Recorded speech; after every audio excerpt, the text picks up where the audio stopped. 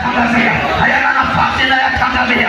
Maroho ya kichawi hayana nafasi, maroho ya kiganga hayana nafasi, maroho ya kuzimu hayana nafasi, maroho ya fitina na fitinishi hayana nafasi. Kwa jina la Yesu, Bwana weke amani, Bwana weke amani kwa ndoa zenu, amani katika nyumba zenu, amani katika jina la Yesu.